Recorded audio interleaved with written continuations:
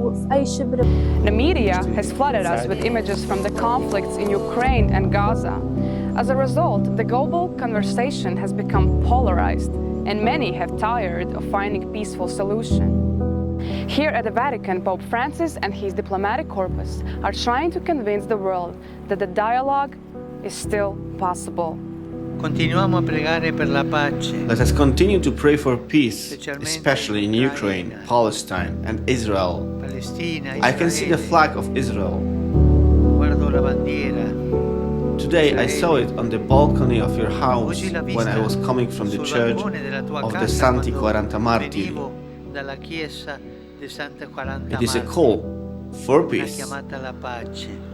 The Holy See generally tries to maintain a position of neutrality and try to encourage reconciliation and peaceful solutions. I should say that's in the modern period. Of course, if we go back, the popes were involved historically in a lot of conflicts, and they certainly took sides and made alliances. I would say that Pope Francis is continuing the work that his predecessors were doing.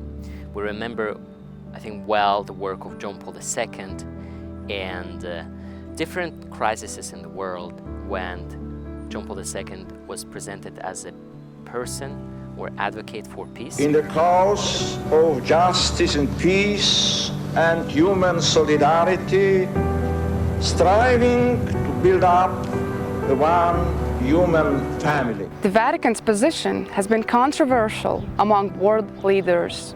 We talked to experts to try and understand the role the Pope has played in global conflicts in the past and the Vatican's strategy today. Let's say his title is Pontifex, someone who is building the bridges, not destroying the bridges. It is very important for us when the Pope constantly reminds the whole world of Ukraine. I don't know what more they can do other than the Pope making calls repeatedly for peace in Ukraine and casting it in the way he does, where in effect, in the vision he offers, Ukraine is the victim of a superpower rivalry between Russia and the United States. I think the Vatican has a very clear position. Neutrality is also a position. And the Vatican position to be neutral means we are for peace. The return of deported Ukrainian children, treatment of the wounded, various humanitarian actions of material support for the most needy. It has also responded to war in Israel and has been particularly sensitive to the safety of Christians caught in the crosshairs of the war.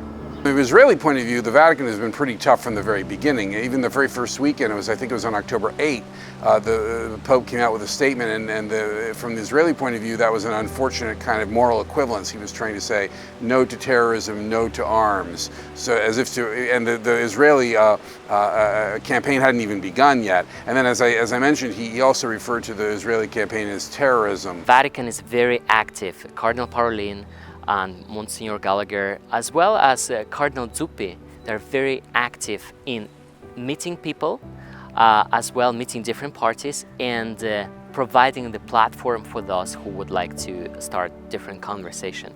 The Vatican has been described as the greatest soft power in the world. It's a soft power that operates as a mediator between world leaders and people themselves, who have been blinded by the conflict. The Vatican's approach to the conflicts in Israel and Gaza could be an example of building bridges and trust. In a world divided by conflict, it seems that the Holy See's merciful approach is needed now more than ever.